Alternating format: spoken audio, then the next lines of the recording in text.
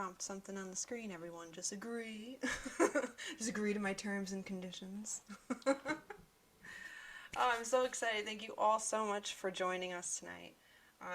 Personally love hosting these events and getting together and sharing information, but also creating such a sacred space to share this information.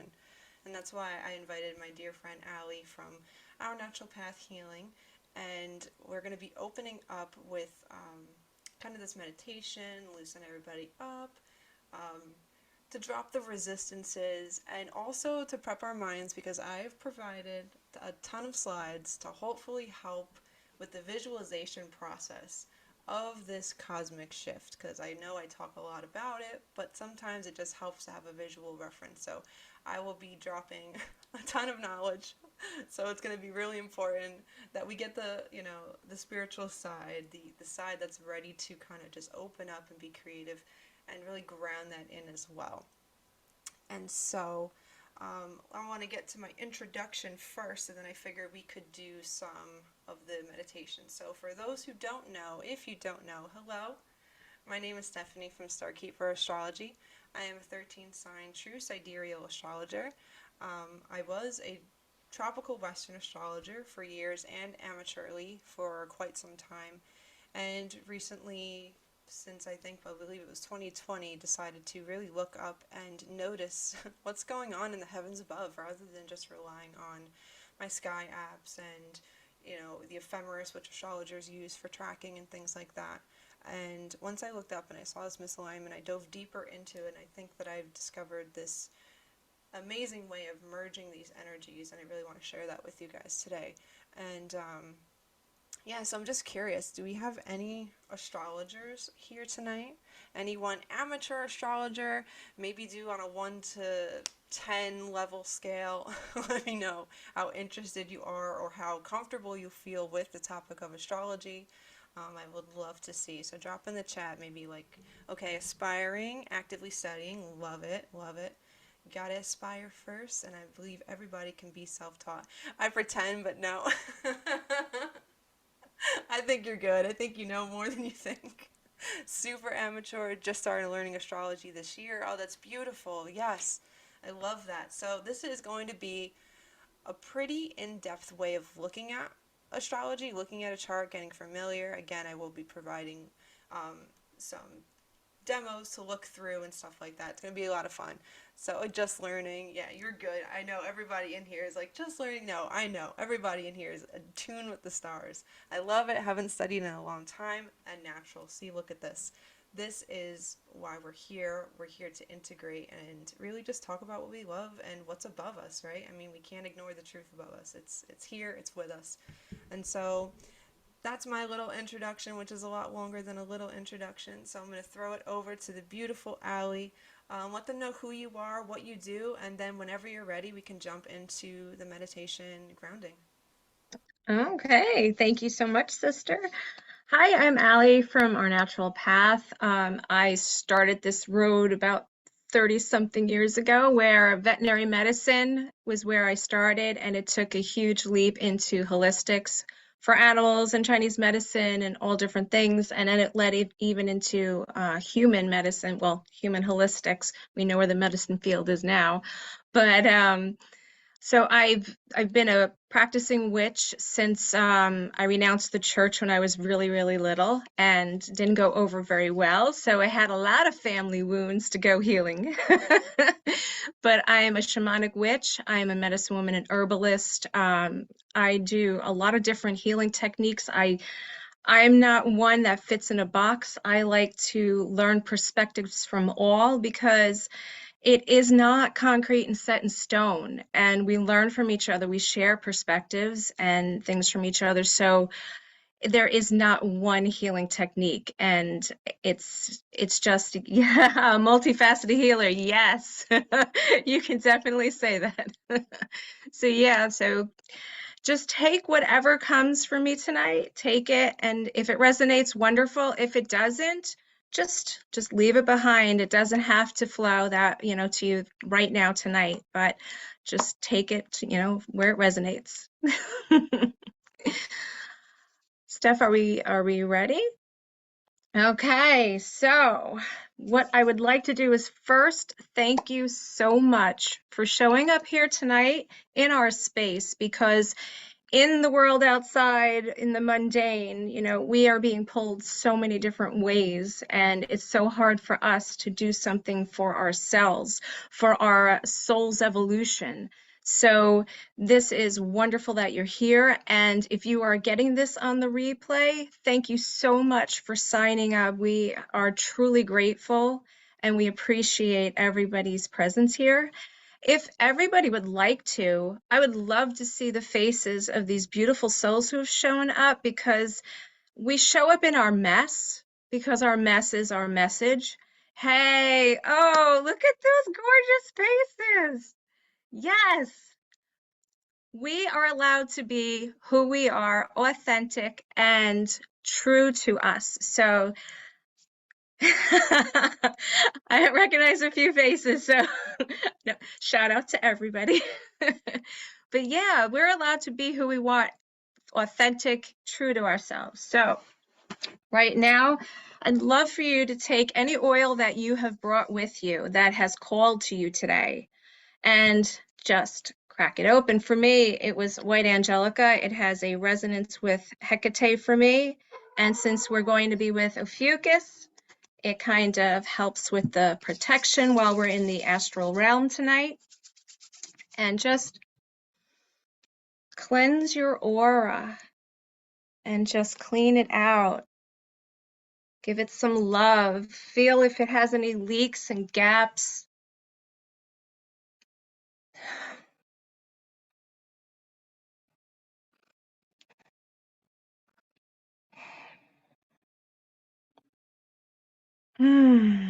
Okay, so if anybody needs to during tonight to just use the restroom, just you can go dark and just go off screen. We want you to have full permission to be here tonight. Okay. Whew, so we're going to do a little bit of a Qigong exercise, because we're here to connect the cosmic energies of the skies with the connection of the earth today. So what I'd like you to do, and I'm going to show you my foot. Right here is our foot chakra. So what you're going to do is you're just going to crisscross it over your foot, and you're going to give it a nice little massage. We're going to open up this foot chakra. And as we're sitting here, just activating this point, we're going to start thinking about the roots that we grow, that go down to the earth, that keep us grounded, that keep us in tune with Pachamama, Mother Gaia. And we're just going to allow ourselves to open up and switch the feet when you are ready, because we like to have balance. And so we're just going to let everything fall away to the earth and just activate this beautiful, beautiful root system. And now I'm going to ask you to stand up, because we're going to do a little movement here. So plant your feet and those beautiful roots into Mother Gaia, into nature herself, and let her just ground you and pull you down to your Earth Star chakra. And just remember to breathe, because we want to absolutely use this beautiful body of ours in this physical realm we're in right now. And if you can, straighten and flatten your spine. Don't have it curved anymore. Just flatten it out a little bit. Because what we're doing right now is we're bending the knees. We're relaxing our hip and our flexor muscles. We're relaxing our womb space. And we're aligning with our Earth Star chakra all the way through our Kundalini. And as you bring your hand, whichever hand you feel called to, open up your crown chakra and bring that energy up and connect it with your soul star chakra. And just feel the energy align. Bring it down, down, down to your roots. And bring the roots up, up, up, up, up to the sky. And as we stand here in our space, because we belong here, we are a part of earth and sky, just start to sway and shake a little bit. We've had a lot of energy being shared and our boundaries being crossed by people today. So what we want to do is shake out those worries and shake out that tension. Let those branches just go and just shake it all out. Let those leaves just fall to the ground where they're going to compost and nourish Mother Earth. And just relax and sway and just do what your body is telling you to move to. Now, all the people that you have been in contact with today, what you're going to do is you're going to put them out of your room. They can look in, but they cannot be here. You're going to leave them outside. Everywhere that your energy has been shared today, you are going to start to call it back. Call it back now to yourself. Call yourself back to yourself. Everywhere your boundary was let out. Strengthen yourself. All that energy is yours. Call it back. And now, hands in a prayer, heart center, where we were first created, our spark of life. The first beat that we were created was our heart. And what we're going to do is inhale, and we're going to separate. You can choose whatever hand. Reach up to the sky and down to the earth, connecting the cosmos with the earth. Exhale, bring the hands back together. And then separate again, other hand. Big inhale, stretch the body, take up space. And exhale, bring them together. And 2 more times. Inhale. Hold and stretch. Elongate the side. Bring it down. Inhale. Inhale the nourishment, allowing the energies to fill you. Exhale it all out. One more time. Feel the body. Connect with it. Is there anywhere that you need to focus? Bring your breath to that space and release it.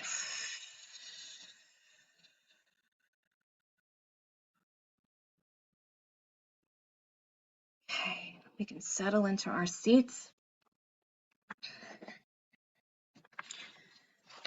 Okay. Oh. Settle in and just relax. Remember to breathe. I'm going to open our invocation and call in the guardians. We acknowledge and ask permission of the traditional and indigenous guardians of the land upon which we sit. We pay our respects to the elders past, present, and future, offering our gratitude and our humility that we may sit upon this sacred land. Let us call Mother Earth, our ancestors, the ascended masters, the angels, the spirit guides, the animal spirits, to our sacred lands, waters, fires, and winds. To the winds of the south, the great serpent, wrap your coils of light around us. Teach us to shed the past the way that you shed your skin, to walk softly upon the earth and teach us the beauty way. To the west winds, the mother jaguar, protect our medicine space and teach us the way of peace. To be impeccable, show us the way beyond death. To the north, to the winds of the north, the hummingbird, grandmothers and grandfathers, ancient ones, come and warm our hands by the fires. Whisper to us the winds, we honor you, you who have come before us, you who will come after us, our children's children. To the east, to the winds of the great eagle, come to us from the place of the rising sun. Keep us under your wing, show us the mountains we only dare to dream of. Teach us to fly wing to wing with great spirit. We've gathered We're gathering here for the honoring of your children, Mother Earth, the stone people, the plant people, the four-legged, the two-legged, the creepy crawlers, the finned, the furred, the winged, all our relations. Father Sky, Grandmother Moon, to the star nations, Great Spirit, who you know are known by the thousand names. You who are the unnameable one, thank you for bringing us together and allowing us to sing the songs of life.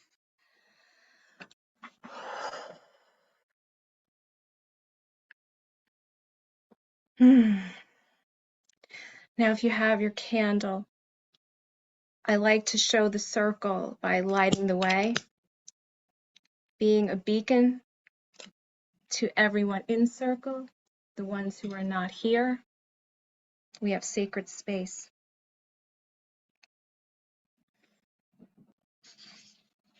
And I turn this over to Stephanie now.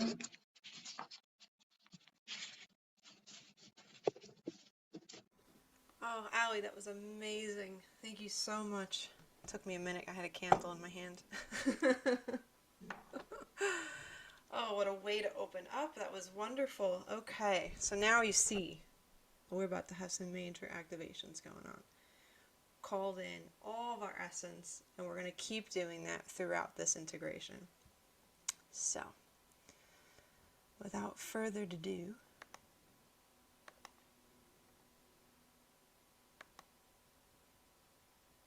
I just want to know before we get started, can everyone see?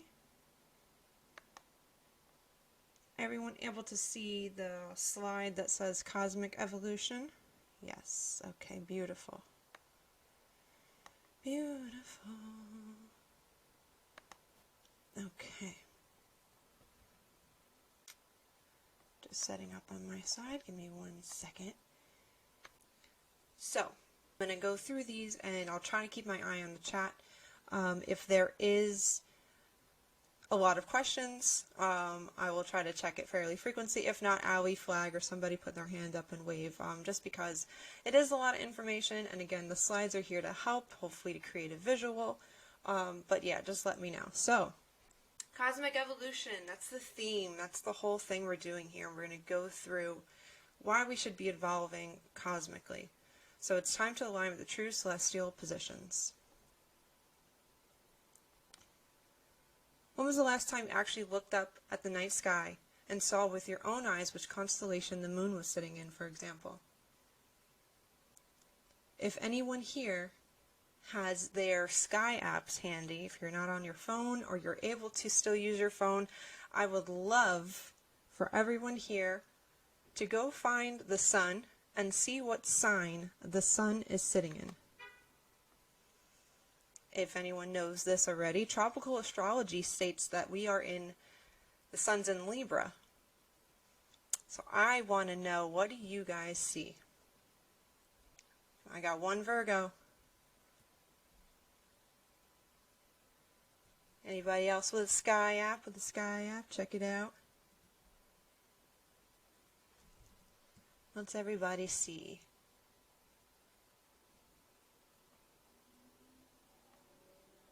Virgo.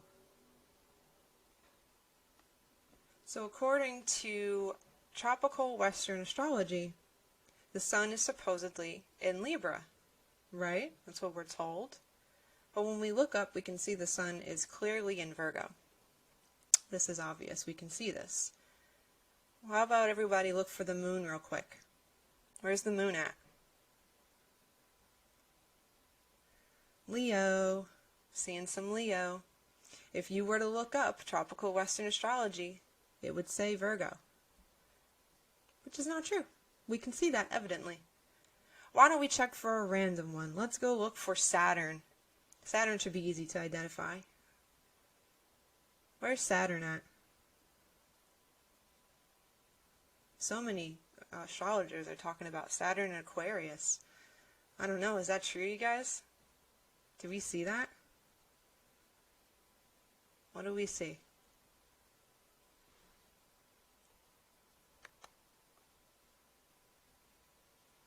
Capricorn. We got Saturn in the Earth sign, in his actual home sign. It's the sign that he rules. And so now you may be wondering, or maybe you already know, but we're going to assume you're wondering since, that's what I made all these slides for. Why are they different? What's up with that, right? Why are they different? The major differences in astrological perspectives. We are going to go over this in number order in excruciating detail. It's gonna be excruciating. So the major differences in perspectives. Number one, we're going to cover the precession of the equinox. Then I'm also going to go over the debate and differences between tropical and sidereal. Some of you may know this. A lot of astrologers argue between whether or not you can even associate the two. I'm going to dive into that a bit. The fact that the signs are different sizes in the belt. Let's all acknowledge that. And then the last thing we're going to talk about is the inclusion of the 13th sign. Or a 13th sign, right? We don't know which one, right? Ooh, which one is it? So the precession of the equinox. What is it? The precession of the equinox is the slow backward motion that the constellations make against the forward traveling sun, moon, and wandering stars known as planets. Looks like this a bit. Don't worry, I got visuals. The sky shifts ever so slightly about 1 degree every 73 years. We don't notice this in our lifetimes. This is not something where you're going to go outside and be like, oh, we're in a new age today. This is a very, very slow motion. And that is also why I find it so important that we do acknowledge the precession, because over time it makes quite a big difference. And it matters, or else it wouldn't be happening, right? So the slow backward shift of the sky is not noticeable during our individual lifetimes. However, over a longer period of time, it makes quite a difference. Since the very beginning of astrology, what we can imagine, like the first conceptualization, to our present day knowing, the sky has shifted quite a bit, almost a whole sign out of alignment. Make astrology astronomical again. Somebody said this during one of my lives, and I thought this was hilarious, and I had to add it. Make astrology astronomical again. I'm going to make shirts, and I'm going to make hats. Does anyone want one? Once upon a time, astronomy and astronomy and astrology were two aspects of one larger occulted study. Essentially, two wings of one bird. Astronomy was the mathematical calculations of the positions that the celestial bodies are in. Astrology being the interpretation of the energetic influences that we feel while planetary bodies are in these signs, right? So one, we can observe it, that's astronomical, and the other we feel and are responding to and are noticing certain patterns, that's astrological. But they deal with the same study, and they used to be completely related. Over time, astronomy has kept up with the precession of the equinox. And most astrological perspectives, not all, but most astrological perspectives have not, preferring to stay with the fixed season perspective. This has led between a divorce between these two once married studies. Astronomers no longer see any value of astrological insights, as they see it as inaccurate, and astrologers don't seem to be bothered by this. I personally am. When I look up, well, it's the whole reason I shifted my perspective. When I looked up and I didn't see what I was writing about, this energetic influence, I looked up and I saw something completely different. It bothered me. Now, there's many tropical Western astrologers who know that this is out of alignment and are unbothered. And this drift just gets further and further apart the longer we continue to either put it on the back burner or say that it doesn't actually matter.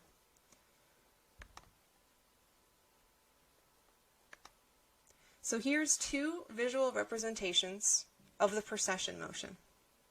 It's kind of like a gyroscope. I have a 3D version and a 2D version. So the 2D version has the sun and moon traveling through the signs and the backwards motion that the sky appears to make. Basically what's happening on this gyroscope.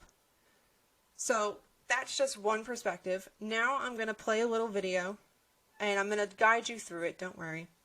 But we're going to compare 13 sign true sidereal astrology positions with tropical astrology positions compared against the sky itself. So when you see this, I can't change the stars behind it. I can only adjust the measurements on this belt that you're about to see.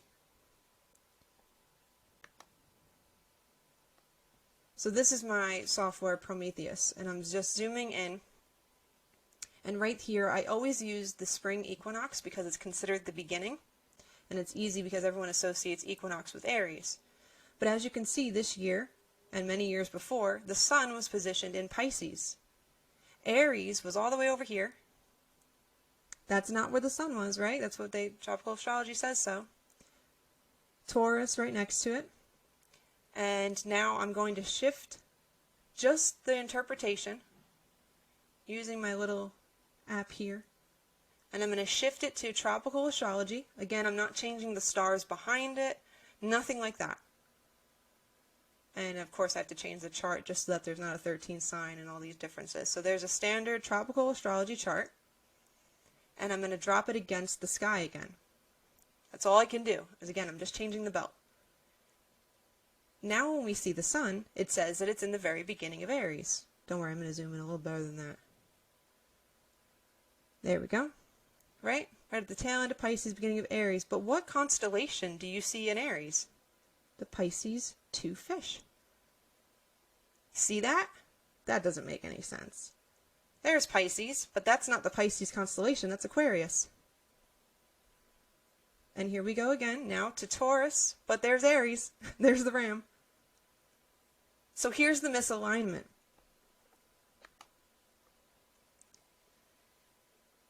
It's pretty big. It's about a whole sign off. So let's discuss this further. So, that is, right, that's significant. So now we just saw the difference between true sidereal and tropical. And if there's any tropical astrologers that are in here or are familiar with tropical astrology, the biggest defense is, well, tropical astrology was never designed to track the stars. Did you know that?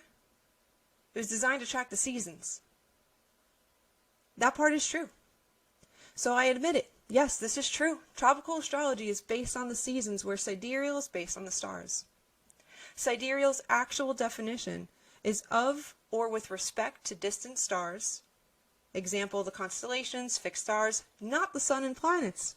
Could you believe that? All right.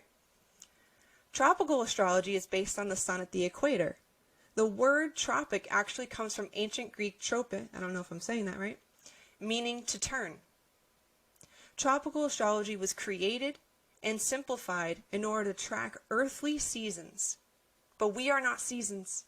We are star seeds. We respond to both earth and sky. So, moving on. Here is a diagram that shows what the tropic is, right? Because now I just told you tropical astrology is based on this earth-based perspective. Well, it's based on the tropics. So using the equator line where the sun is positioned here, this is the equator across Earth. The Tropic of Cancer, supposedly, is right up here. That's our, anyone on the northern hemisphere, that's our summertime. And then the Tropic of Capricorn. So if you're on the southern hemisphere, that's your summertime. And then for the northern hemisphere, this is the winter time, right? And this is what it means by turning. There's a sine wave that the sun's journey makes seasonally from equator to solstice to equator to solstice. The sun does not travel outside of this pattern, and this is the ecliptic belt. This is why you don't see the sun in like Pegasus or Hercules. The sun doesn't travel outside of this belt. And originally, we all think that there's only 12 signs in that belt. Not exactly. Not exactly. So I'm going to give you two more diagrams of this sine wave just to show, because again, it's excruciating detail. So the vernal equinox, which is the March equinox, I almost said solstice. The vernal equinox is no longer occurring in the sign of Aries, and hasn't been in the sign of Aries for almost 2,000 years. I did round up a bit, but it's like 1,900 and something years when you do the math. That's a long time. Our parents, our grandparents, our parents before that, they all didn't know that the sun was also rising in Pisces at the time. So these positions no longer reflect the true sky, but tropical astrology still uses this. So tropical astrology, as you all may know, and pay attention to as we come up to the winter solstice and then next year for the equinox, tropical astrologers will say, oh, it's the vernal equinox, 0 degrees Aries, that's where the sun is. And they say it like that. That's where the sun is. It's Aries season. This is the sun shining in here. A baby born is born with a sun in Aries, right? That's what they say. The June solstice, 0 degrees Cancer. The autumn equinox, 0 degrees Libra. And let me just get that box out of the way. The December solstice is 0 degrees Capricorn. How nice and even of the sky to do that, to just be so perfectly divided at 0 degrees everywhere. Isn't that nice? That's not true. So this is actually where it is today. Same design, because the sun's doing the same thing. It's the stars behind it that are changing. So this is where the sun is positioned today. And I definitely encourage everybody to check with the sun on these crucial days. So the vernal equinox now, and for a while now, has been at 9 degrees Pisces. Think about that, 9 degrees Pisces. And don't forget, it goes backwards through the signs. So because we're at the beginning of Pisces, we're actually at the tail end of Pisces according to the precession, because it's going backwards, heading towards Aquarius. Heading there, but not yet. And now the June solstice, we have 0 degrees Gemini. Can you believe that? We went from 0 degrees Cancer to 0 degrees Gemini. Depending on if the solstice falls on June 20th or June 21st, we are almost in Taurus. Can you believe that? I'm telling you, if you don't believe it, summertime, go look. I did it for a whole year and a half before I realized this was happening. And let me tell you, seeing is believing. So that we just passed the autumn equinox. It's actually at 6 degrees Virgo. That means we're into Virgo season for only 6 days by the time it's the autumn equinox. And we're thinking over here, oh, 0 degrees Libra. That's not where the sun is. That is not where it is. And then the last one, the solstice, December, is 1 degree Sagittarius. We went from 0 degrees Capricorn to 1 degree Sagittarius. We are almost at Ophichus. Oops, did I say the 13th sign? So, is everyone okay with this visual so far? Because there's more to come. Let's see. Will the solstice/equinox days eventually shift? The seasons most likely will not shift. But yes, over time, and I mean over time, don't forget, 1 degree every 73 years. That takes a while. But yes, time continues whether we live through it or not. Time continues. And so eventually, yes, we will have them inverting. They'll go over all the way around, right? So, the issue that I personally have with tropical astrology is the language. It's misleading. How many of you knew that tropical astrology was not based on where the sun is actually shining through?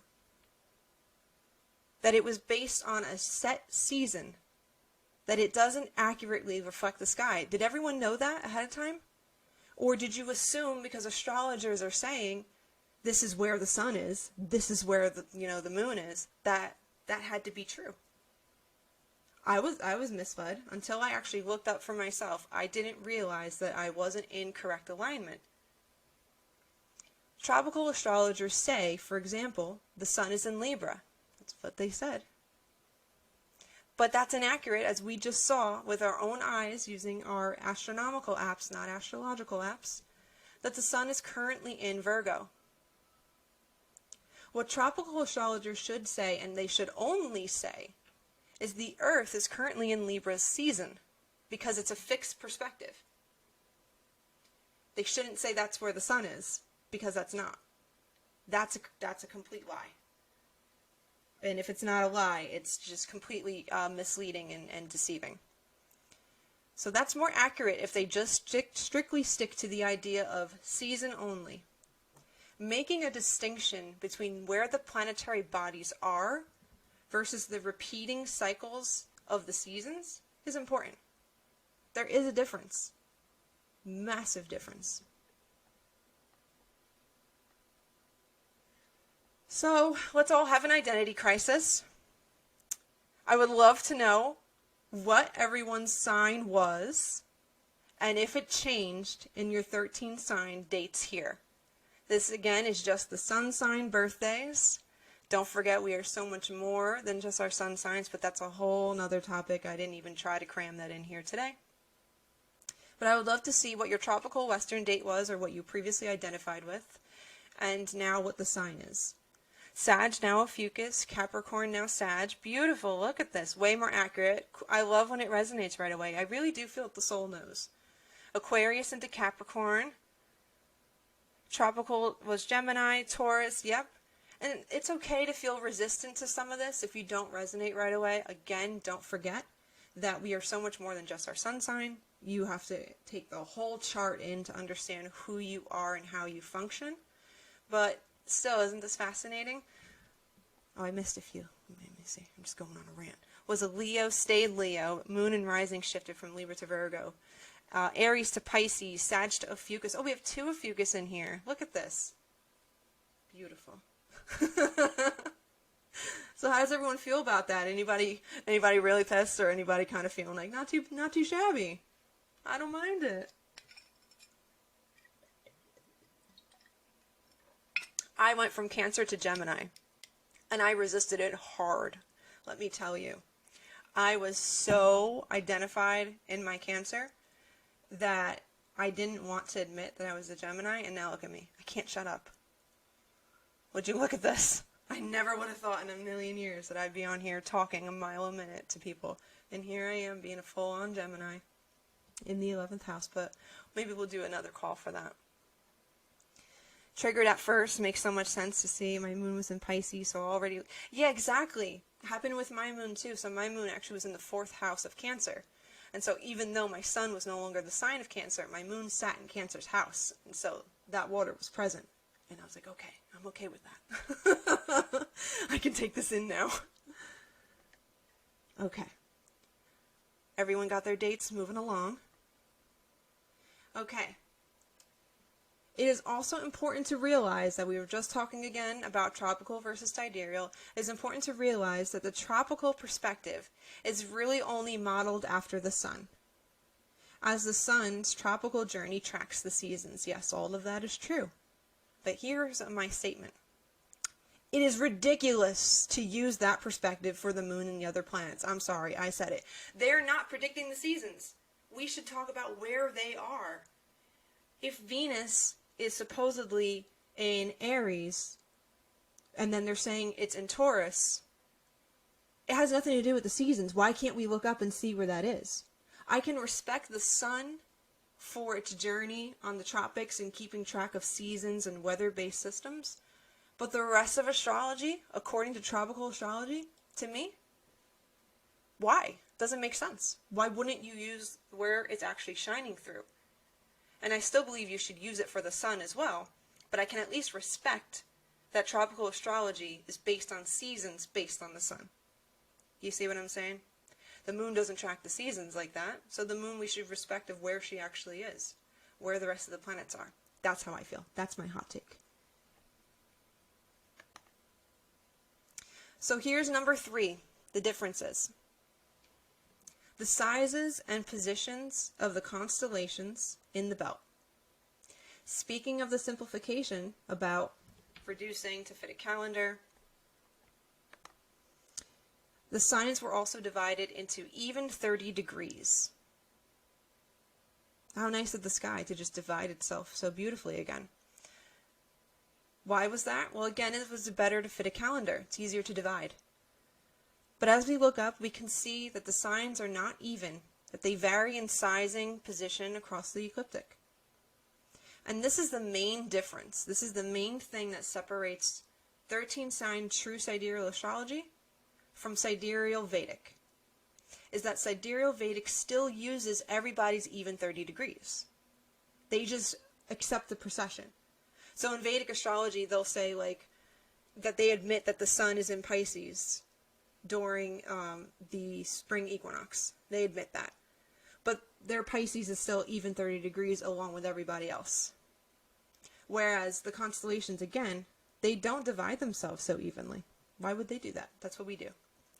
So for example, did you know that Aries, Cancer, and Scorpio are all less than 30 degrees? Meaning that the sun is not in them for a full 30 days. Aries is about 20 degrees, therefore that time of year lasts for 20 days. Scorpio and only 13. I'll show you why. The reason Scorpio is so small is due to the fact that most of the Scorpion constellation falls under the zodiac belt. And like way under, nowhere near where the sun's going to travel. Remember that little section that I said the sun travels? You're never going to see it in the top of Hercules or Pegasus. You're never going to see that. Well, it doesn't go to the bottom of the tail either. And so therefore they last a lot shorter. The sun's not in those signs for as long as we think it is. So here's a great visualization. I'm going to leave this slide up for a minute and just explain. So the outer red ring are the constellations as they fall into the belt. The yellow middle ring is sidereal, but the Vedic form, where again you'll notice all of them are uniform. And then the green inner is tropical zodiac. So it's taking into the, doesn't take into account the precession. This one takes into account the precession. This one takes into account not only the precession, but also the actual sizes. So what we see with our own eyes, the sun going through for the amount of time that it is actually there. Taking it, again, a real sky perspective. So as you can see, the vernal equinox, according to tropical astrology, again, still 0 degrees Aries. What you'll notice here, like I mentioned before, sidereal will say, yeah, it's Pisces. But then look at the size difference between how long 13 Sign True Sidereal says, which is really constellation astrology, says that Pisces is. It's much bigger than 30 degrees. It's 40 something, I don't remember. I don't have the number. And then, of course, the inclusion of the 13th sign, which Vedic astrology also does not include. So this takes a very realistic look at where things are.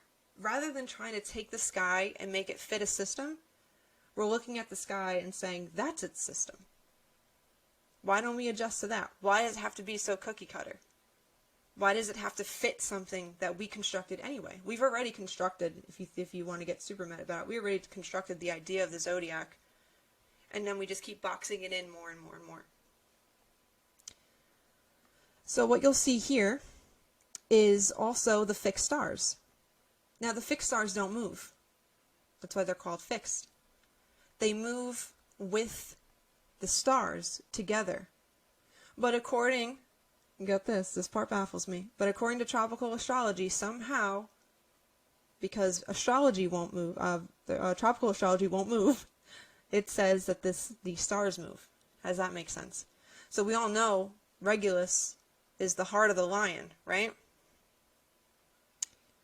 Well, look how close in the green circle it is to Virgo.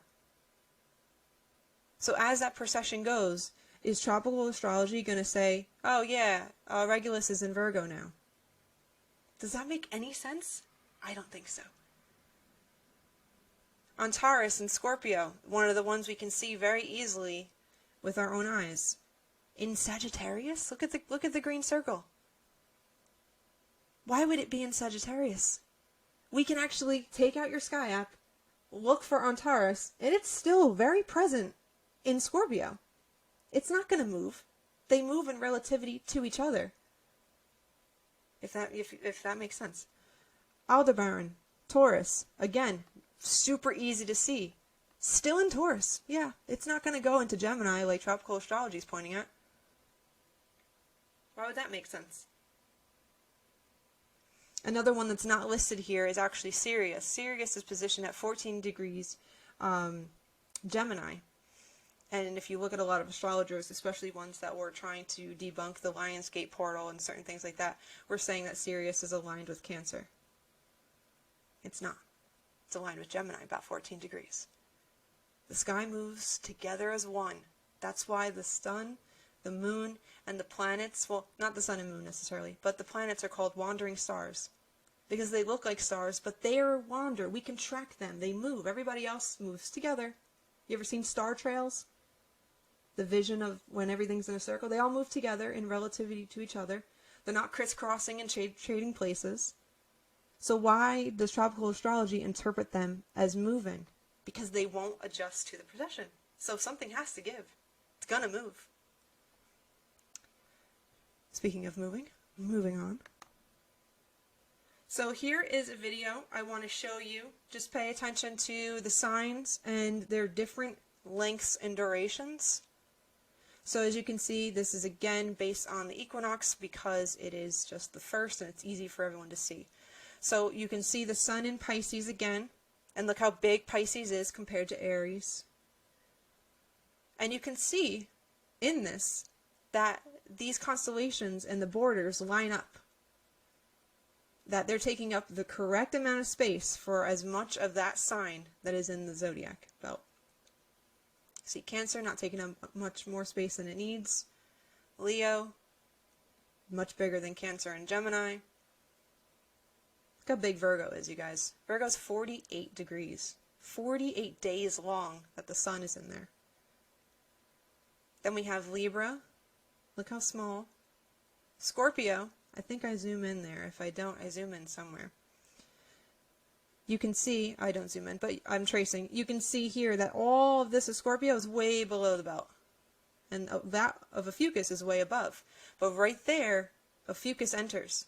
And the sun is within that stargate for 12 days. And I think that matters. I'll get into why I think that matters, but I do. Sagittarius, Capricorn, Aquarius, back around again. And you can see that the signs themselves, these constellations, they aren't even. But we can put up borders and account for them, for what we at least agree to. Is all this making sense? These visuals helping everybody? I don't see too many questions in the chat, so it's a good thing, I think. Unless I'm just so boring. Okay. So we learned now that the differences in perspectives, right? Now, why does it matter? Why does it matter? Why do we have to align with the true sky? Why? It matters where the sun is, you guys. It matters. That's the solar gate. If anyone is kind of into understanding the spiritual ascension energy that's going on, not that we're literally going to rise up and transcend reality, but that we're raising in consciousness, that we're waking up, that there's a great awakening occurring. And a lot of this is done through solar energy codes. That's why there's such an attack on the sun, right? So put on all this sunblock, hide yourself. We're all inside in fluorescent lights all day. You know, don't go outside. All this is encouraged. Stay indoors. Don't travel. Everything is to hide you from the sun because the sun holds codes. And where the sun is where you're receiving these codes. So right now, the sun is in Virgo. And it's been in Virgo. Virgo's taken up a lot of time. And I don't think that the universe said, well, nope, that's by accident. No. This is a large amount of time that we need for detox and processing. And the more aware we are about where the sun actually is in real time, the more consciously we start to align without trying. Like right now, I know the sun's in Virgo. Whereas in the beginning, I had to tell myself and look, like, where is it? And check and remind myself. But you got people walking around misaligned 2,000 years getting the codes from the past because the sun's not in Libra. If you're trying to connect to Libra right now through the sun portal, you're too soon. But in the idea of the precession, it's actually in the past. Because you would have to rewind time by almost 2,000 or so years to have to have Libra actually in with the sun today. So even though we haven't got there yet, it's a precession. Things go backwards. That may have been a little confusing. I may have worded that funny, but you probably get the idea. If not, ask me. So yeah, it matters where the sun is, just as it matters what season it is, right? Like, it's important to track the seasons. I understand why tropical astrology established its system. It's easier to think 0 degrees, 0 degrees, even divide. You know when spring's coming. You know when it's summer, and you know when to prepare for the harvest, right? There's certain things. It makes sense. The equinox, the solstices, they do matter, and we should be tracking that because the sun's journey is important. But the sun's not where they say it is, and that matters too. It matters. Keeping tropical astrology out of alignment really slows down ascension. Yes. Yes, Liz. Absolutely. And it really is this idea of lower earth-based consciousness. Not that there's anything wrong with earth, but lower earth-based consciousness and the higher spiritual mission. Aligning with the now is so important. So we must become aware of where these celestial bodies are now in order to fully align with and understand the celestial energies that are influencing us. And I just want to reference a post that I saw from, if anyone follows on Instagram, Starfire Phoebe, love her, she's amazing. And she put up this post that did the etymology of the word influence, which I never even looked to, you know? And influence is a word directly stemming from, its only origin is of the celestial bodies. That word influence is entirely based on the sky. And now think about it.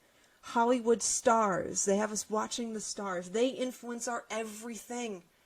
They influence all of culture. They influence the direction we're heading in. We used to watch the stars. Now we watch the fake and fallen stars. They have us so focused on their influence that we're missing the divine awakening that's occurring above us, and that's been here for 2,000 years now.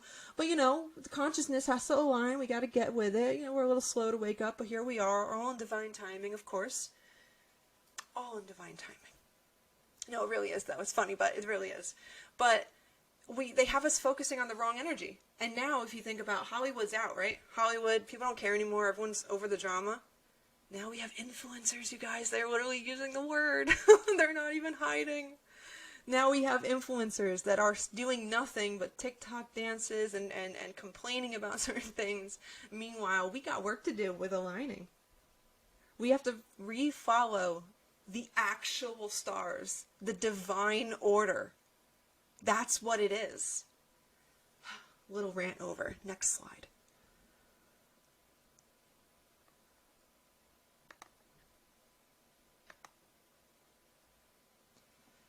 I like this visual. Astrology's greatest purpose, you guys, its greatest purpose is timekeeping, cycle tracking, time progressions.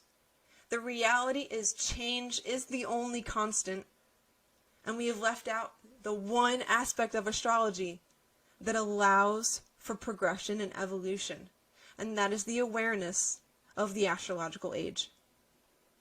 Right? We got to keep this. We got to keep it in our minds. So this is what astrology is doing versus what aligning with the true sky will do for you. And I do have another visual to go with this. You guys are going to love it. So we're going through circle after circle after circle, restarting at Aries, right? Over and over and over again.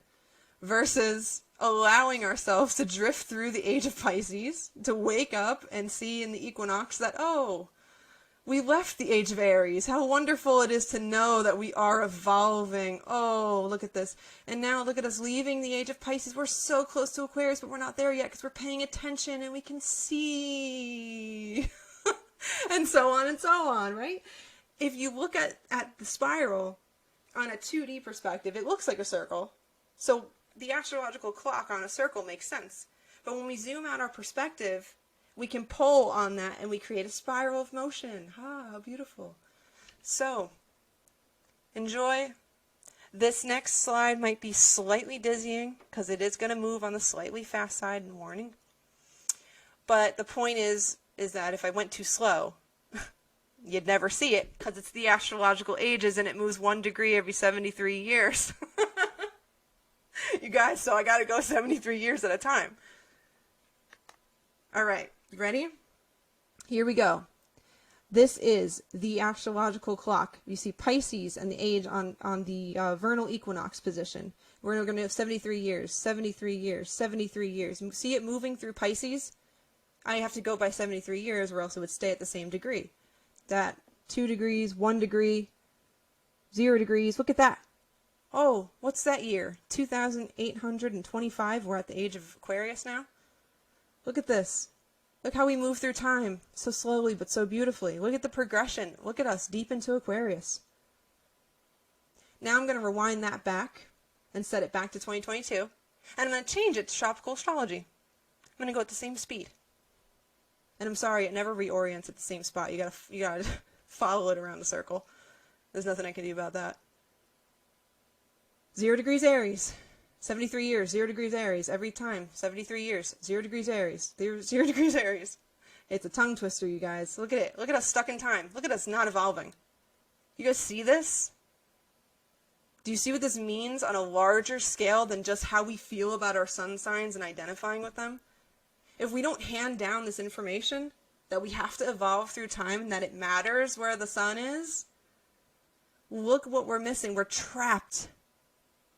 This is a psychological trap that is being enforced upon us to suppress progress, evolution, and awakening.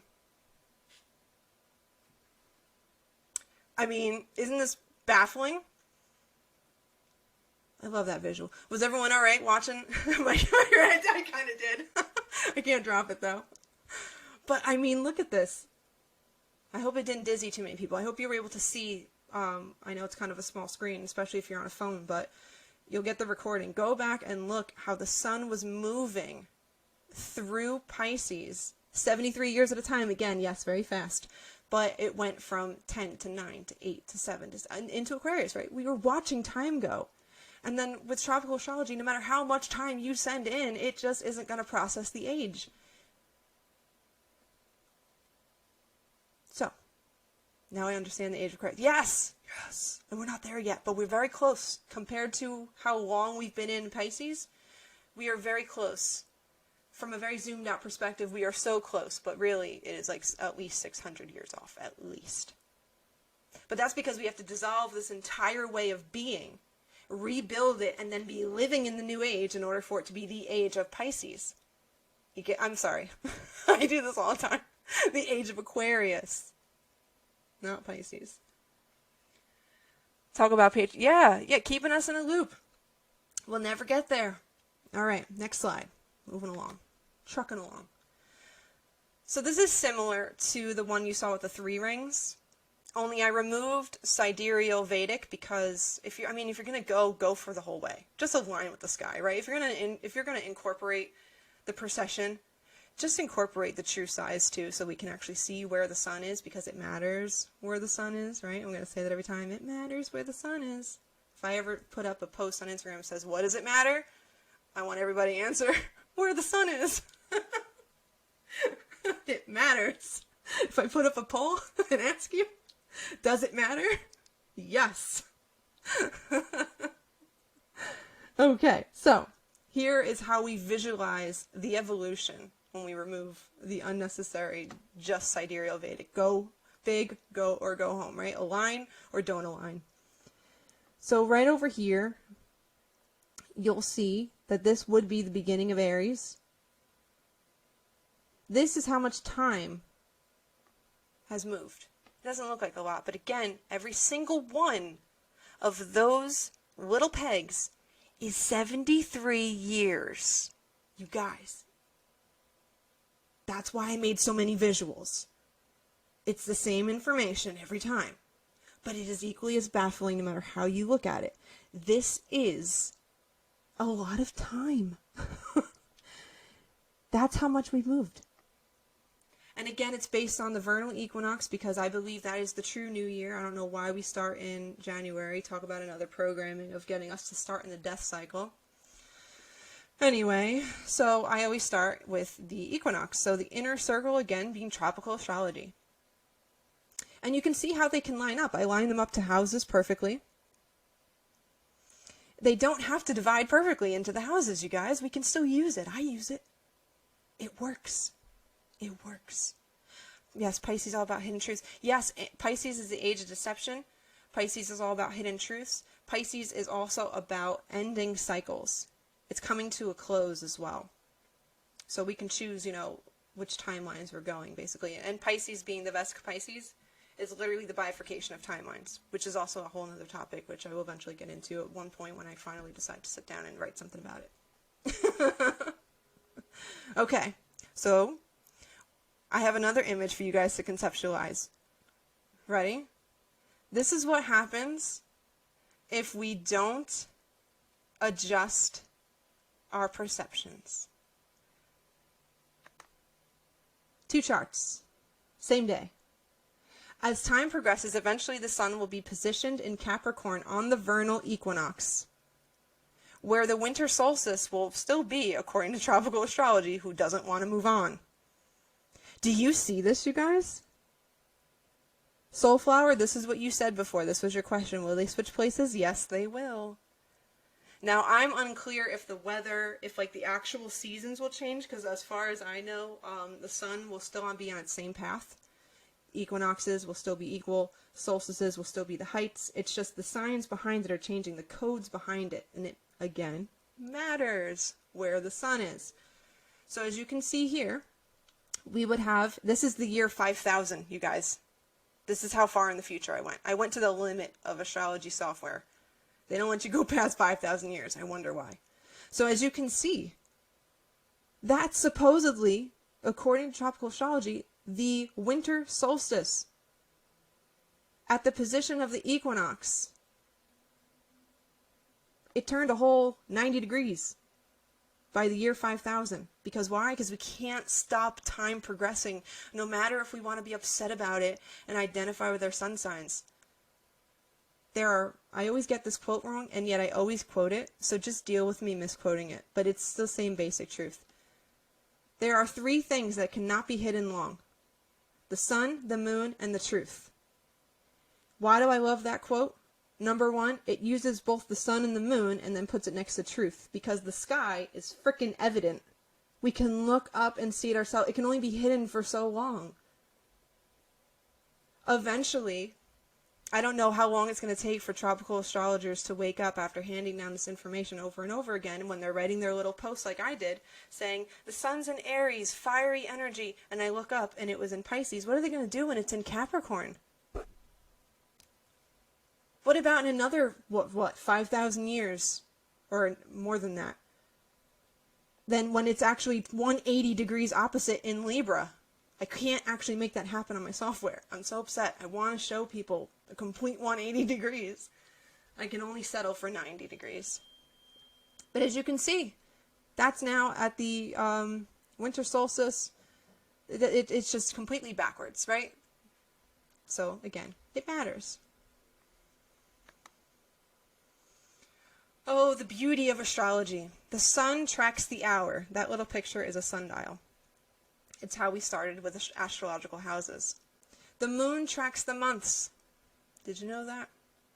The sun traveling through the stars dictates the seasons. And the precession tracks the progression of time. All life responds to the influence, right? Direct word, influence of the heavenly bodies. We're responding to these cycles whether we want to admit it or not. Again, you don't have to adjust, but you are responding. Here's some fun facts. 52 weeks a year divided by 13 months is 4 weeks per month. Our calendars used to be harmonic. Our calendars used to be harmonic and aligned with the moon, hence the word month derived from the word moon. The moon goes around the earth in about 28 days. So in 1 year, the moon goes for around 13 times. 13. Are we getting to something? I think so. I think we are. 12 hours in a day is told by the sun. Hence the 12 solar houses based on the tropical zodiac. And if you ever heard of the sun god Horus, hour, the H-O-R is actually related to the sun. 13 months of 4 weeks, each dictated by the moon. Why wouldn't we integrate this truth? Why are we cutting off time and all of its aspects?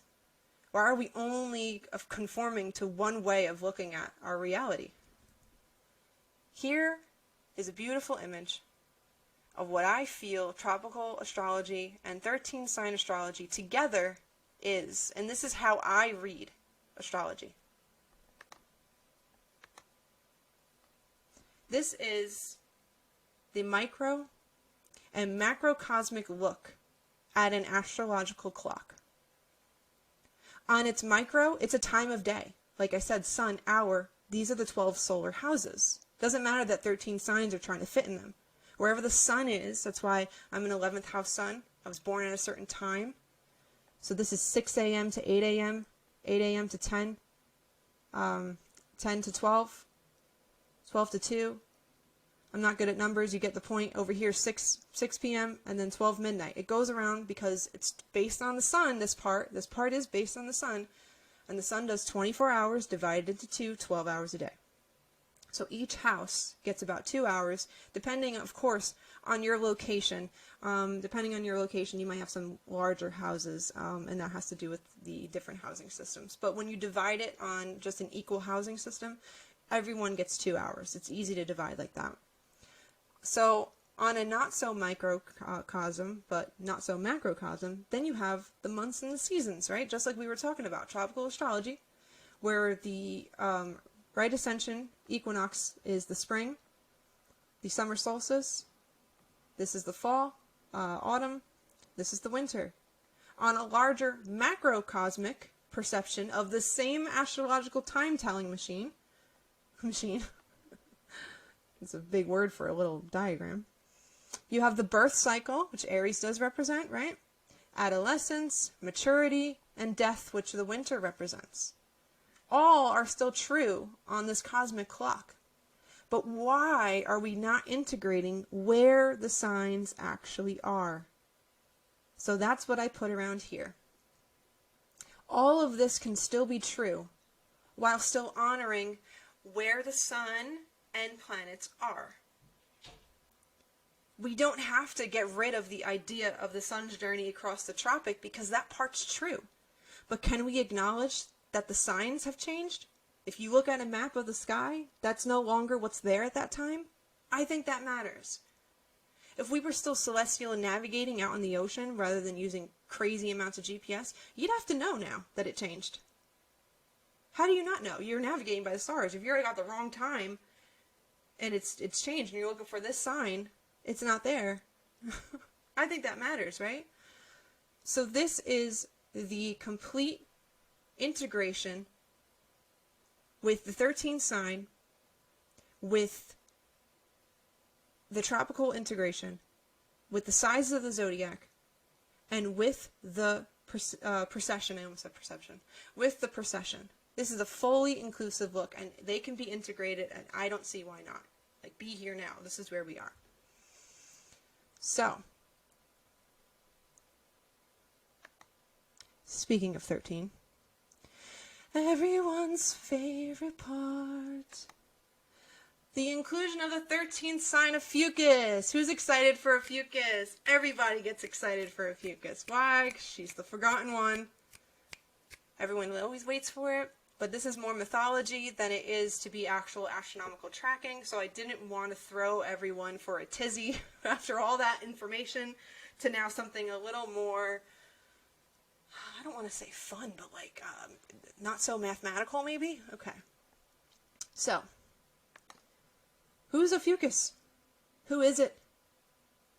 I'm going to get this wrong. Don't kill me. Eclepsius?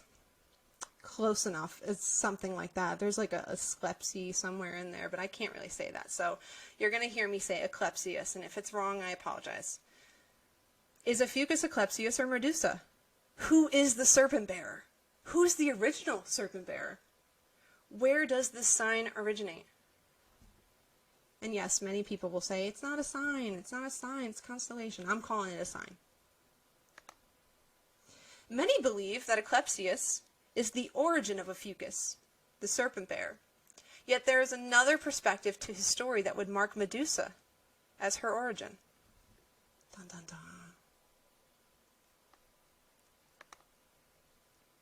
dun. Please excuse me, I am not a great reader. Here we go.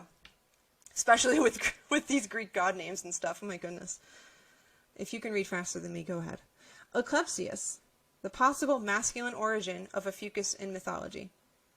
Ophichus is most frequently associated with the Greek mythological figure Eclipsius, son of god Apollo, who was said to be able to bring people back to life with his healing powers. Nice. Eclipsius learned how to do this after seeing one snake bringing healing herbs to another. This happened when Glaucus, that guy, the son of King Minos of Crete, fell into a jar of honey and drowned. Eclipsius saw a snake slithering toward his body and did away with it. And then another snake came along and placed herbs on top of the first one, which miraculously brought the snake back to life. Eclipsius saw this and took the same herb and placed it on that same guy who was dead in the honey, his body. The king's son was miraculously resurrected. Eclipsius was raised by Chiron, the wise centaur associated with Centaurus constellation, who taught him the art of healing. In one of the myths, Eclipsius was given the blood of the Gorgon Medusa. Ooh, Medusa, what is she doing here? The goddess, by the goddess Athena. She's the one who gave him the blood. The Gorgon's blood from the veins from her left side was poison, or the blood from her left side, from her right side. Did I say that backwards? Left side was poison, right side was able to bring people back to life. Wow, magic. Now we go to Medusa. Medusa was possibly the feminine origin of Ophichus. Notice her snakes in the head. Medusa was originally a beautiful being. Where am I? Medusa was originally being a beautiful maiden. Her beauty caught the eye of Poseidon, who desired her and proceeded to ravage her in Athena's shrine. Ravage is a very nice word. I didn't want to say the other word in case it was triggering for anyone. But let's just say, yeah, think about what ravage might mean. And this happened again in Athena's shrine. When Athena discovered the sea god had ravaged Medusa in her shrine, she sought vengeance by transforming Medusa's hair into snakes so that anyone who gazed at her would directly be turned into stone. What? She punished her. She punished her instead. She's the one who got ravaged. If you thought that Athena was done with Medusa after turning her into a Gorgon, you are mistaken. Though she is a goddess of wisdom, Athena was a rare example of cold-bloodedness and cruelty even for a Greek god. Athena held a grudge against Medusa and was not satisfied even after punishing her. So when the hero, Perseus, was tasked with bringing Medusa's head to the king, Athena gladly offered to help. Poor Medusa. Mythology has taken Ophichus and turned it into a man. But many see through this veil and remember that the snake represents the essence of the divine feminine.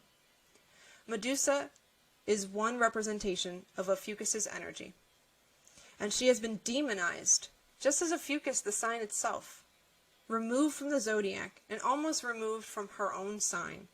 That is why Medusa is still in the mythological story, as they could not fully remove her. Ophichus is the fully embodied feminine, the creator and the destroyer, as indicated from Medusa's blood on the left and right sides.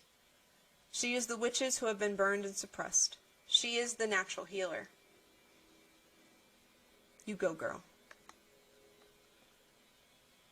So here's a little bit about Ophichus, now that we kind of know that it does have a masculine origin, but it appears the feminine origin comes first. We don't know if these beings were even real to begin with, so we're not going to necessarily say who's the chicken or the egg, but the fact that Eclipsius' story involves Medusa, I'd say she came first. So the sigil of Ophichus is the serpent bearer. Also, as you can see on astrology, when you're not looking at the actual zodiac constellation itself, it looks like a U with a little squiggly, like a cup half full, but it's really the guy holding, or the girl holding, the serpent. The planetary ruler is Chiron, as associated with eclipses, but I would also give Lilith. I would say Lilith is also very deeply engraved in the energetics of Ophiuchus, and that would be on the Medusa side energy. Chiron is known as the wounded healer, so he also carries traits of the healer, which is still a signature trait of Ophiuchus, as, again, Medusa holds healing abilities and destruction abilities. So, based on this merging of elements that Ophiuchus seems to hold, this duality within herself, she is the only sign that is in the zodiac that holds two elements created as one. Fire and water. That is Ophiuchus's element. But together it is technically ether, the missing fifth sign of the elements. I was going to make a diagram for it, but I totally forgot, you guys. I was going to do the pentagram because it's the four corners, and then the fifth, which is the spirit. We all forgot that one. That's ether. And she includes into that. So yes, there are four elements: fire, water, earth, air, but when you put those together, you get ether. You get the all. And so you can really see this energy of 13 being an all-encompassing number. 13 is always somewhat hiding within the 12.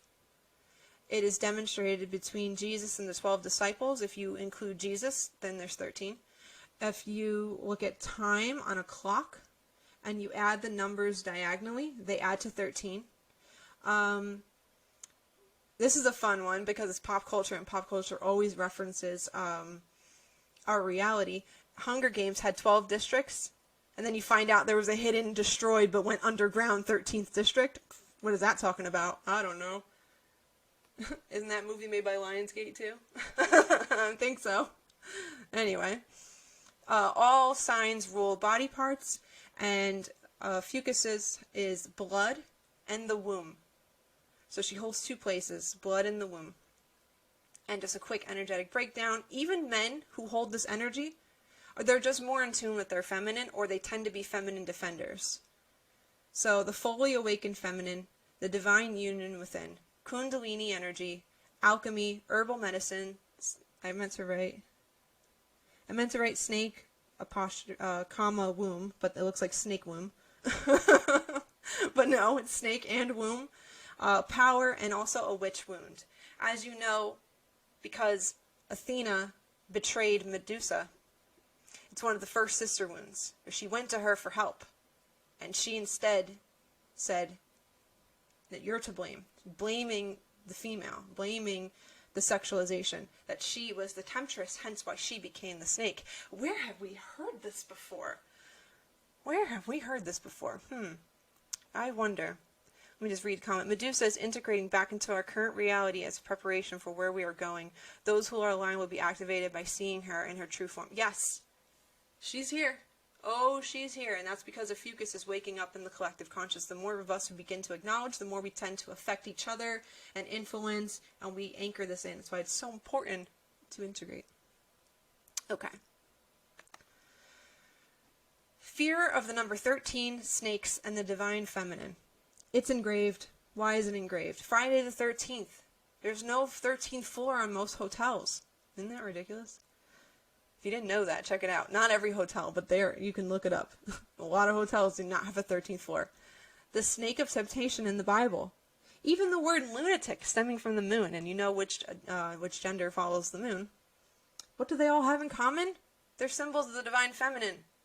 She's always been demonized because she represents duality, and so she carries the shadow.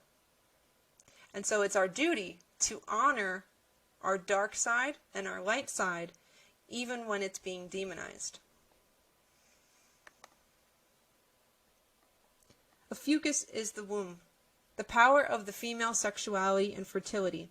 It is at the center of the woman's mystery and mastery. The man's awe and subsequent fear of the vagina, his passageway to immortality, has led to attempts to control and suppress women. The vagina was the source of life, the womb, the temple to the mysteries of life within. Within occurred a miracle that made men supplicate themselves to women and respect their authority. Women won control of the tribal unit because they were able to live in harmony with nature and predict its repeating cycles.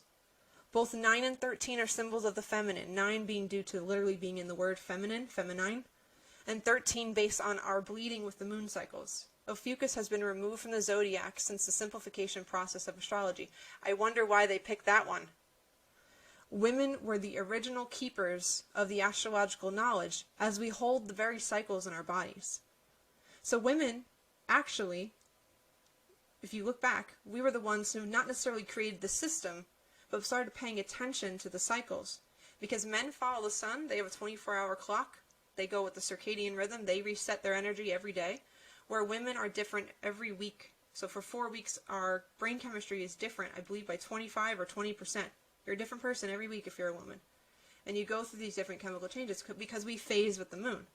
And so we tend, you ever notice when men and women have arguments, it's usually the woman who holds on to the anger or holds on to, like, you did that the other day and it upset me, whereas men tend to forget. Why do they forget? They reset every day. Because they're meant to deal with threats and action now, where we are meant to deal with cycles. Our body literally holds them. So we started looking up and syncing with the moon and started paying attention, understanding, and that's how we became the seers and the healers, is that females were always much more in tune with the cycles, therefore the predictive energy, the oracles. And it's something we hold in our codes, and it's something that is definitely suppressed and feared in today's society. And it's definitely out of control, too. There's some of it's going nuts. 13 ties directly to the moon cycle. Women have been the source of demonization and the villain since Adam and Eve. The woman can deceive a man like a snake, or she can be his fruitful wife. Anybody ever wonder why the inside of a woman's vagina resembles the inside of a snake's mouth? Almost identically.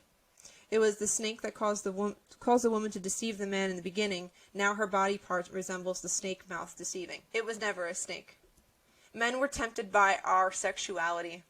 Something that they could not tame, something they could not understand, something that is completely multidimensional. The fact that we were bestowed upon the natural gifts to be the portals of bringing life through. We got that gift because we are in tune with the cycles. Astrology is all about timing. When a baby comes through, he's timing, because that happens and dictates how your life goes, depending on what time you come in. And so women, being so in tune with the cycle, we are the bringer forth of life from the great beyond to here. We connect to that. It's a part of our magic cycles. And the men who are much more in tune with their feminine aren't rejecting this and are beginning to remember to honor the goddess, honor what is going on within us, honor the natural cycles. But a lot of men are still at war with their own femininity, because we all have both, right? They have masculine and feminine. There's a divine union within. And so men who are at war with their own femininity and their own mysteries and their own darkness tend to then project, and that's what we're seeing in society. What does the snake symbolize? Ever since Eve's transgression in the Garden of Eden, the snakes in Christianity tradition have been associated with lies, evil, and temptation. But in other cultures, as far-flung as ancient Greece and Egypt, in the indigenous North America, snake symbolizes fertility, rebirth, renewal, and even immortality. Remember, Medusa's blood from the one side was able to bring back from the dead. That's why she holds this wisdom. We're almost done here now. So here what we can see is evidence of Ophichus waking up in the collective consciousness. This is just the evidence. These are the shifts and changes that we can see as Ophichus begins to enter the field, as we begin to realize that it's here, that we're being affected by it. See modern day feminism? That's Ophichus coming out. It's a bit aggressive because, again, if you think back to Medusa's story, she was victimized and abused. And so there is this hardening that is coming out and this weaponizing that is coming out. But it is about processing this internal wound. The Me Too movement of women standing up for themselves against sexual abuse, regardless if Hollywood took that too far and made a mockery of it, it's still true for a lot of women. The Me Too movement is a symptom of Ophichus reawakening and women claiming back their bodily autonomy. Gender confusion. I'm not deeming the word confusion as a bad thing. I'm simply labeling that you're seeing a lot of it. People are beginning to question because the divine union within is starting to become very prominent. So people who are feeling a little out of sorts from their body to their energy are beginning to try to find an expression for that. I do believe that society right now is feeding on that confusion and adding and making things a bit on the out of control side. But the truth is that the divine union is calling to each of us. However, we need to integrate that. Ophiuchus is known for masking and hiding its energy because of the abuse that it has gone through. So you see a lot of women now looking to identify with masculinity to protect themselves, who are, rejecting their femininity, or you see men who are more aligned with their femininity trying to then project that. So again, I'm calling it confusion because there's a lot up in the air with it, but the reality is gender is coming into question because people are trying to deal with what their femininity feels like. Either they feel too vulnerable in it, or they're not feeling vulnerable enough. Another symptom is dragons in pop culture. Look around. Game of Thrones was a huge hit. I wonder why. Interesting, it was based off the books Song of Fire and Ice, water, fire, ether. Everything is really pointing to this idea of this snake energy waking up and the ethers beginning to speak to us again. You'll also notice strong desire for sisterhood or sister wound surfacing. So you might be looking for your soul sister group or actually going through wounds and clearing some past stuff because again, Athena betrayed Medusa. We hold that in the codes. And so we have to then be there for ourselves and be there for our sisters. And then also the rejection of Big Pharma. With the push that they're doing to alter our bodies, we are remembering our inherent healing abilities. Ophiuchus is big with natural medicine, natural healing. They were the first healers. And so this energy is really big about self-healing and taking nature, just like the snake did, for the Eclipsius. How did I say that? The Eclipsius story. He used herbs to heal the snake, right? So it's a big thing with reconnecting to Earth, Mother Gaia, the primal source. So as astrologers continue to debate whether Ophiuchus should be included or not, her energy continues to influence us regardless of how we feel about it. Whether you want to acknowledge her presence in the belt or not, she don't care. The sun is traveling through it. We're receiving the codes in December. You'll see it. I advise everybody to look up with their sky apps and check it out. You will see that we do, in fact, get solar codes through Ophiuchus. Therefore, her information is here for us to align with. And don't forget, it matters where the sun is. Last slide. Doesn't it make sense to align with the positions and the planetary bodies that they're in now? Aren't we here in this very moment for a reason? It's time that we look up and expand our perspectives. Take that spiral, that loop, pull it out, and realize we got movement to do, right? To align ourselves with the true celestial positions, just as our ancestors once did when they first looked up. They didn't divide the sky. They didn't try to make it fit a system. They simply looked up, observed, and reacted to the movements, the influences, and the harmony above.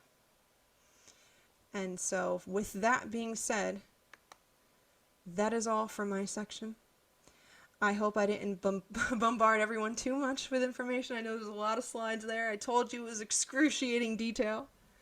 And I'm going to hand it back over so that we can come back into our into our buddies. Let's not do that. Into our bodies. Really anchor in and sit with what we just took in. Because, whew, that was a lot. So, Allie, darling, I'm going to hand this back over to you. Everyone, thank you so much for listening to me not only rant, but deliver all this information to you. I appreciate it. We will open up for questions if anyone has any after Allie is finished with our activation session. So for now, I'm going to mute myself. I'm sure you're all tired of hearing me, and hand it over to Allie. Allie, take it away, beautiful. Hello. That was amazing stuff. First, big shout out to that presentation because it was on spot. It was awesome. Oh my goodness. So we are in this ascension energy. We are coming into this awakening, but I like to call this as the great remembering. I'm not into all the trending of the awakening. I'm the great remembering, because we're going through these levels of our souls just looping. right? How many people, just raise your hand, have had moments of going, why me? Or why does this always happen? I don't understand. Oh, yeah. Ooh, big one here too. So yeah, this is because either we are experiencing our timeline and our incarnations on our soul levels that just keep, either the karma just keeps repeating in this and we're not getting it as a human. We're not anchored in and just, realizing it, or we're actually going through our soul's ancestral lineage that it follows. So we're at this time where the soul is saying, wake up. You have to remember all the lessons that I just put you through and put your family through, and you're here for a reason, and you have to step up into this. So that's what we're going to do. So I'm going to bring you through an Akashic Records temple, and you are going to actually step into your own temple. You will see it, you will feel it, and do not put the thought out there of, I don't see it. I don't get what this woman's saying right now. I am not getting anything.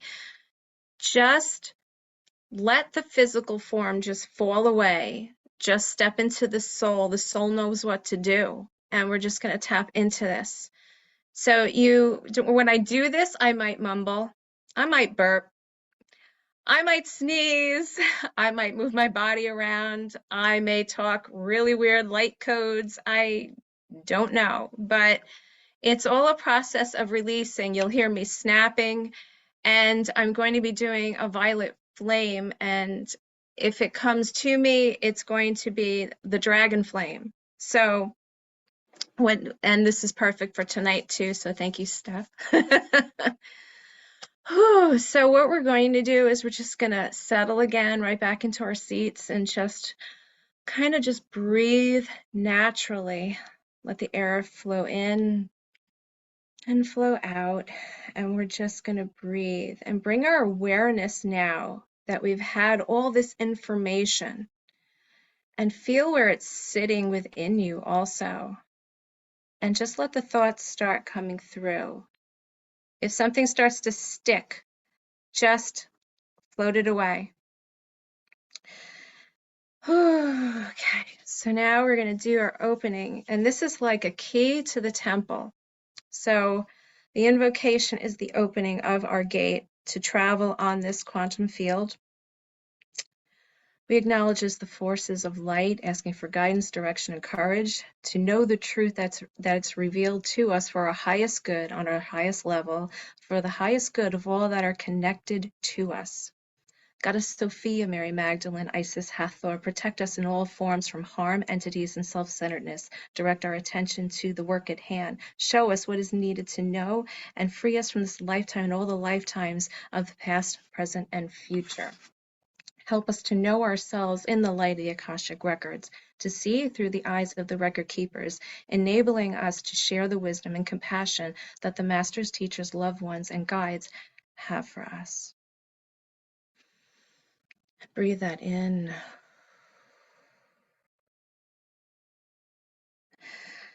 So bring your hands together in prayer again.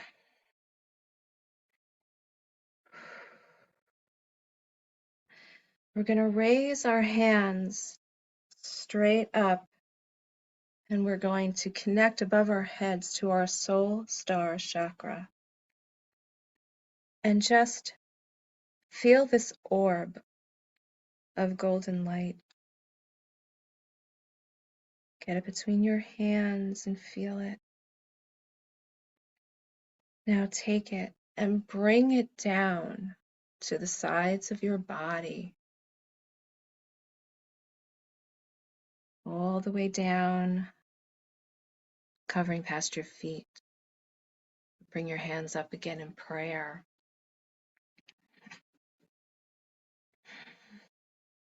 And raise it back up to the soul star again, diving into that beautiful golden light and bringing it down now the front and back, surrounding you into this golden orb egg.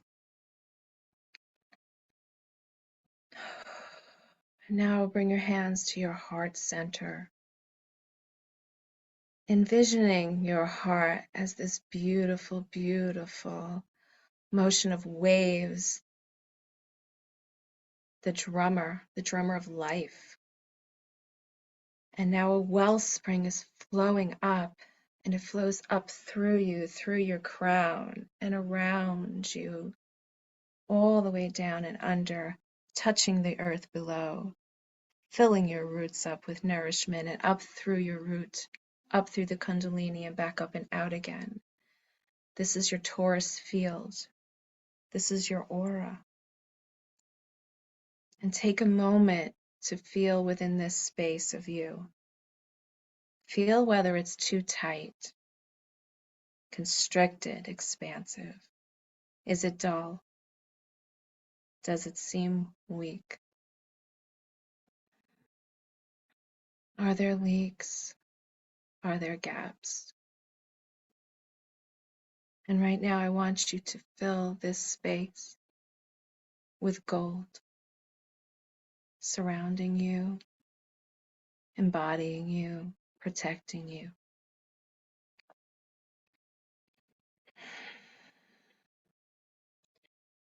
And now see yourself pushing out this energy of your aura, out past the physical field.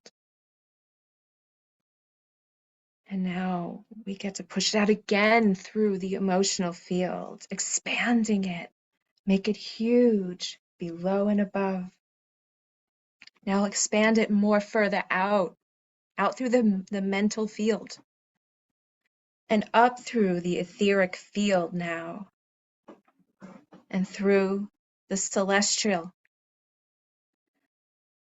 And now you are so huge and expansive in this bubble that you can feel the connection to Pachamama, Mother Earth. You can feel the connection to the divine source above. You can feel all these beautiful sisters in the circle that are here tonight and who will be here. Time is no essence. Notice how we were interconnected with one another, that we are a part now of all creation.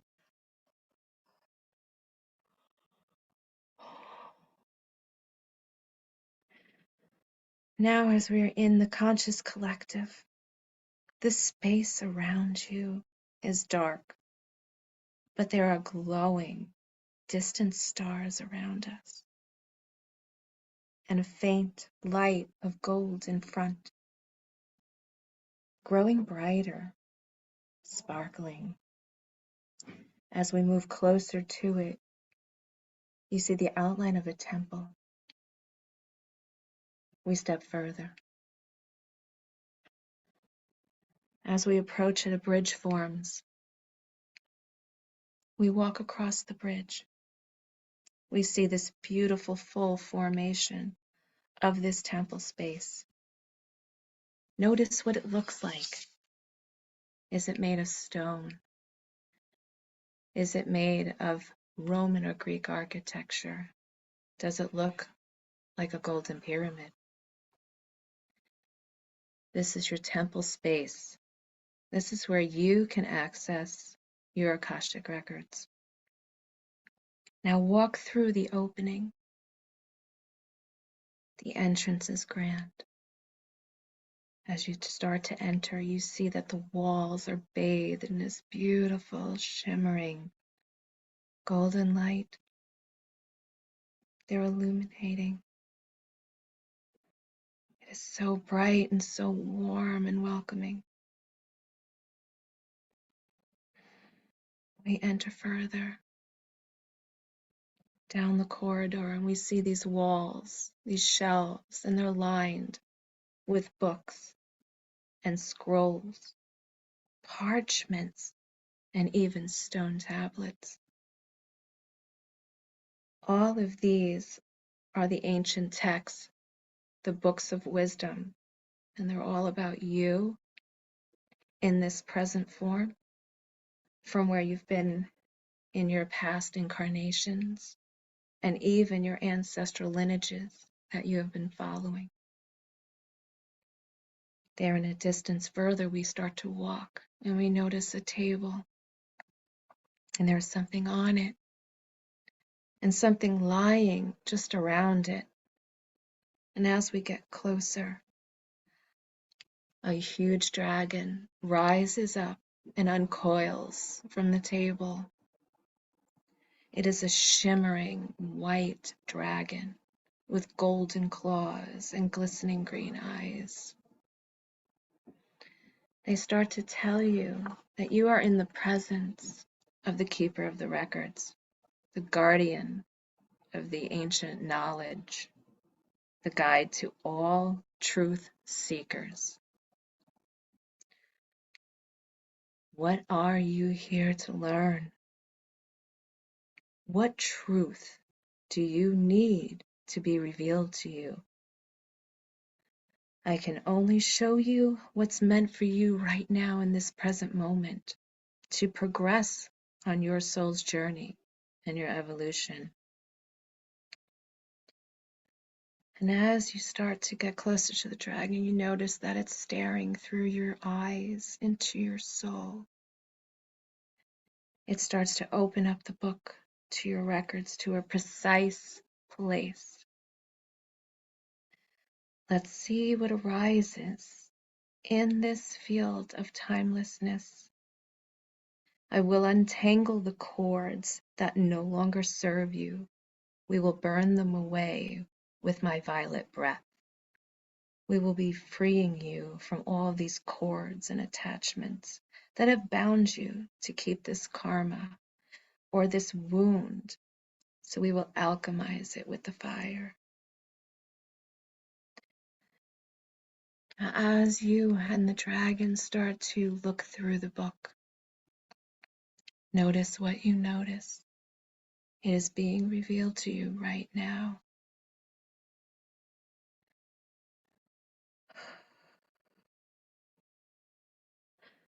There is an imbalance. There's a mother wound. Where's this mother wound come from? Do you get told that you're not good enough as a mother, that your ideas are not worthy? Do you feel that you've been told by people that you're doing things wrong? Where is the support? Are you lacking the support right now? The endeavors that you are going through, do you feel that you are being told that what makes you happy will not serve you? It's frivolous. You cannot be financially happy doing this type of work.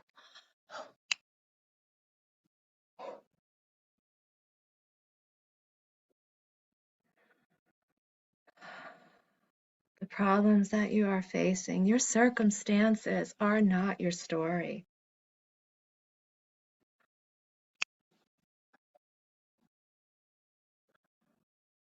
Your story is yours. No one sees this perspective of you. Nobody knows the trials that you've been through except you. You have the ability to nourish yourself. There is no more insecurity or doubt.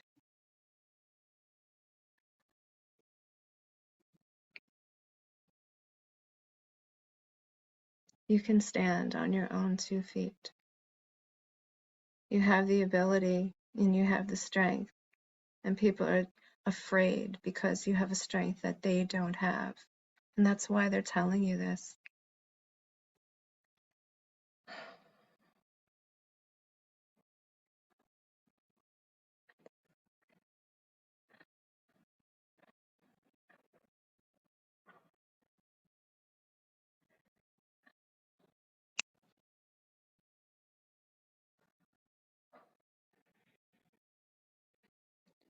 Your vision has been clouded. You can't see the path ahead. You think that you're going to be making a mistake if you take this way. This mistake is the lesson that you need to step up into who you are meant to be. Do not look at all the things that people say you fail at. You've succeeded at them. Don't let them put out your fire. Your fire is what makes you unique. Your fire is what gives you that creativity.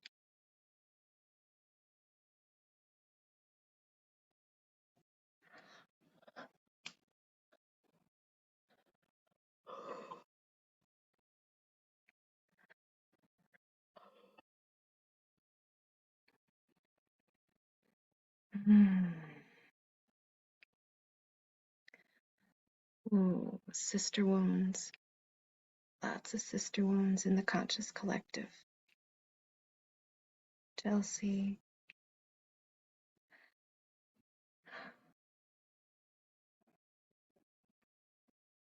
You're being projected on, and it's because you have something they want. And don't worry about it. This person is going to fade away because they can't get a rise out of you. You won't let them. You're going to stand in your sovereignty.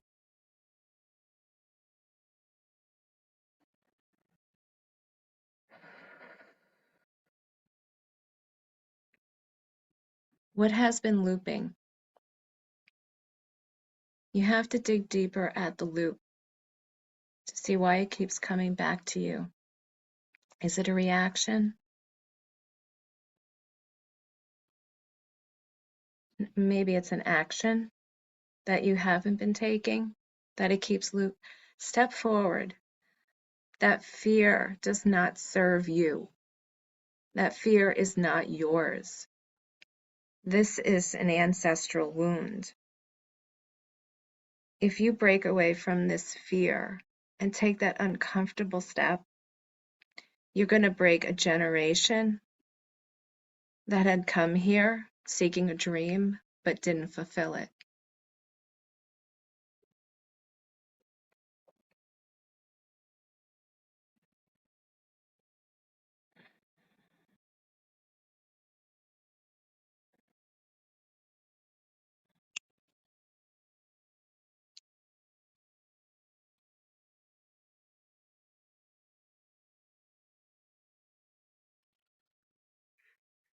Everything that you are seeing and you are cutting out right now, start to reweave your story, start to make a beautiful, beautiful web around you. It is healing. You're breaking free. You're breaking cycles. You're breaking all of the what ifs, the could haves.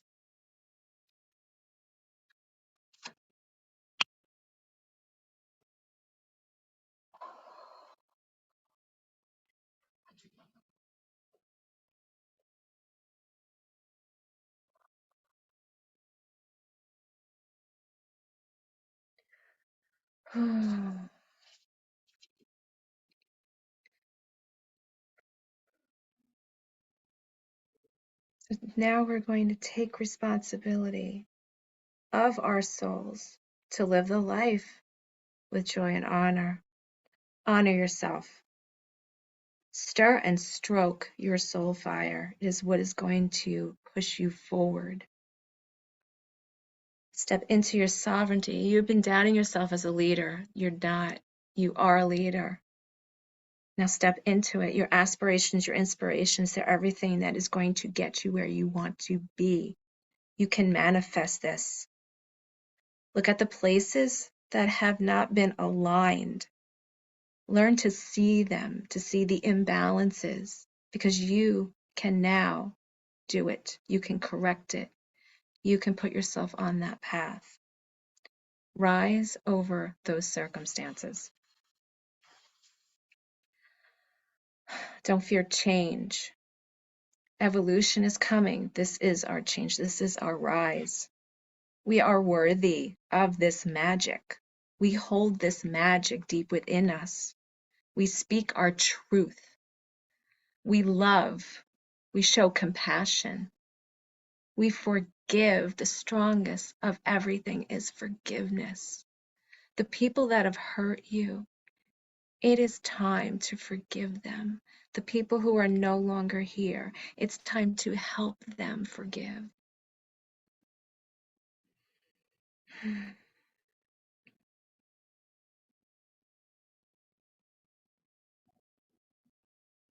We are the four elements. Bringing them all together and anchoring them brings us the connection to earth and sky. When we are one with the four, we connect to the fifth.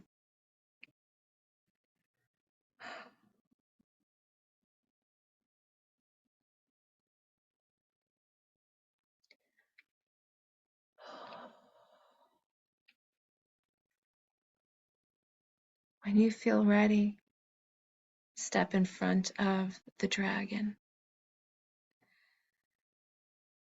The dragon is going to now use the violet flame deep within its core to release you, to let go of these that no longer serve you, so you can step forth, once again reborn, transformed.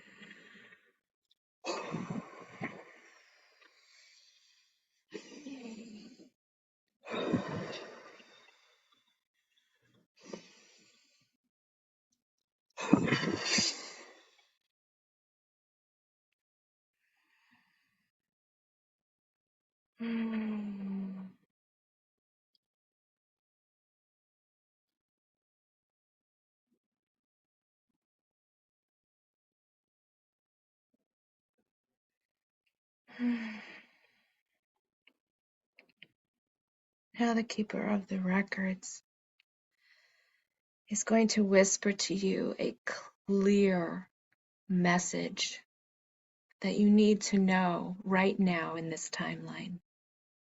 Lean in, hear it, feel it. What is it saying?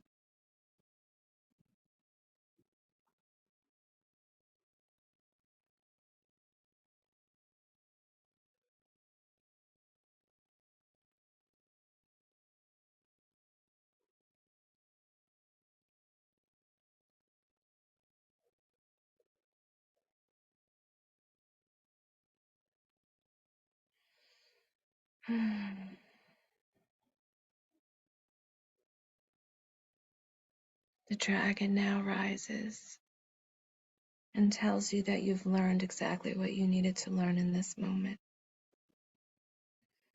Tells you you can now move back to your body, back to your physical form, with this ancient wisdom along with you. It closes the book. The records are closed. The records are closed. The records are closed. So it is. So it is. So it is. Now we start our journey back to where the entrance was, back across the bridge, back into the quantum field where just those glistening stars in the distance can be seen. And now we bring our energy back, back through the quantum, back through the celestial, contracting it back through the ethereal, bringing it back again, back again through the mental, through the emotional, back to the physical,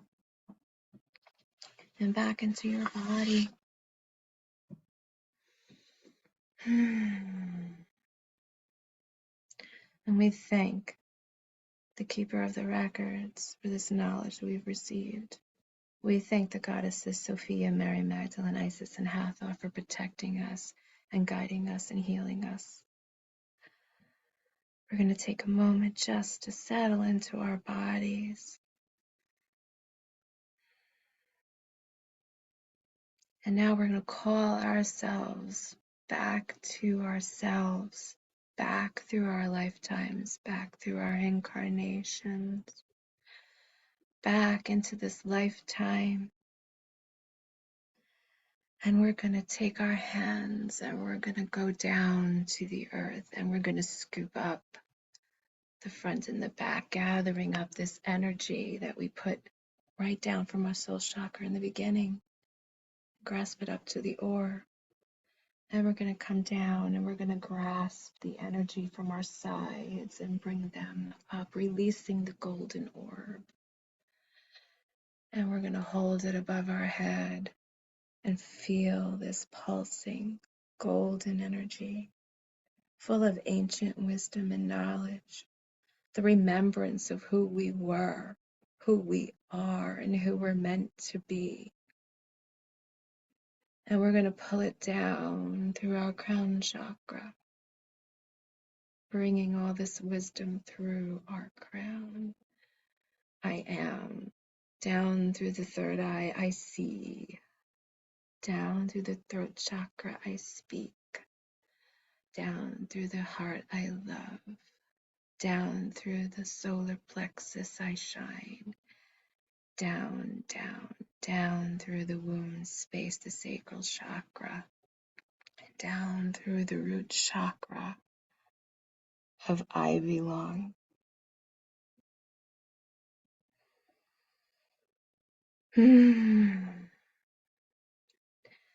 Take a moment and just listen to your body and feel your heart space. Feel the spirit drummer in your chest beating. You have been cleared and cleansed and energized and enhanced. And when you're ready, you can open your eyes.